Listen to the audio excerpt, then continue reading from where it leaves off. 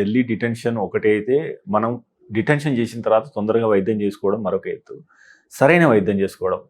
అయితే ఇక్కడ alternative medicine అనేది కొంతమందిని అట్రాక్ట్ చేయడం కావచ్చు.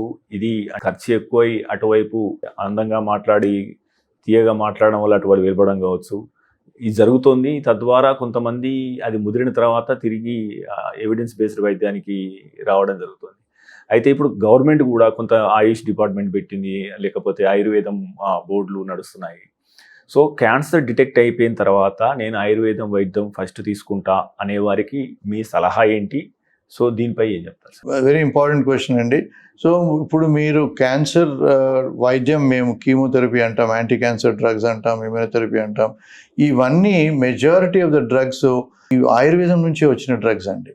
కాకపోతే పరిశోధన చేసి, రీసెర్చ్ చేసి, phase 1, phase 2, phase 3 ట్రయల్స్ చేసి ఈ డ్రగ్ సరైన పనిచేస్తుందా లేదా, దీనికి కావాల్సిన సైడ్ ఎఫెక్ట్స్ ఏమున్నాయి, బెనిఫిట్స్ వర్సెస్ సైడ్ ఎఫెక్ట్స్ చూస్తూ ప్రాపర్ రీసెర్చ్ చేసి, అనలైజ్ చేసి, ల్యాబ్లో టెస్ట్ చేసి తర్వాతనే దాన్ని ఒక రూపం తీసుకొచ్చి మనం పేషెంట్స్కి ఇస్తాం. So majority of the drugs మనం యూజ్ చేసే క్యాన్సర్ డ్రగ్స్ అన్నీ ఆయుర్వేదం నుంచి వచ్చిన డ్రగ్సేనండి. కాకపోతే ప్రతి మనిషి ఒక కార్నర్లో కూర్చొని నేను ఆయుర్వేదిక్ మందు ఇస్తాను, మీకు మంచిగా అయిపోతుంది, మీరు కీమోథెరపీ వద్దు, తద్వారా మీకు సైడ్ ఎఫెక్ట్స్ వస్తాయి, నా మందులతోటి మీకు ఏం సైడ్ ఎఫెక్ట్స్ రావని ప్రతి కార్నర్లో గ్రాడ్యుయేషన్, ఆయుర్వేదిక్ గ్రాడ్యుయేషన్ లేకుండా, అఫీషియల్ డిగ్రీస్ లేకుండా కూడా ప్రతి ఒక్కరూ నేను ఆయుర్వేదం చేస్తాను, మీకు మంచి చేస్తానని వెళ్తూ ఉంటారు. That's very very dangerous.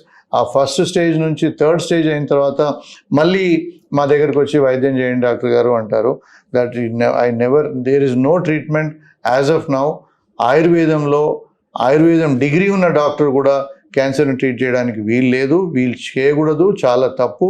తద్వారా ఎర్లీ స్టేజ్ క్యాన్సర్ని మీరు అడ్వాన్స్ స్టేజ్లో దారి చూపడం జరుగుతుంది.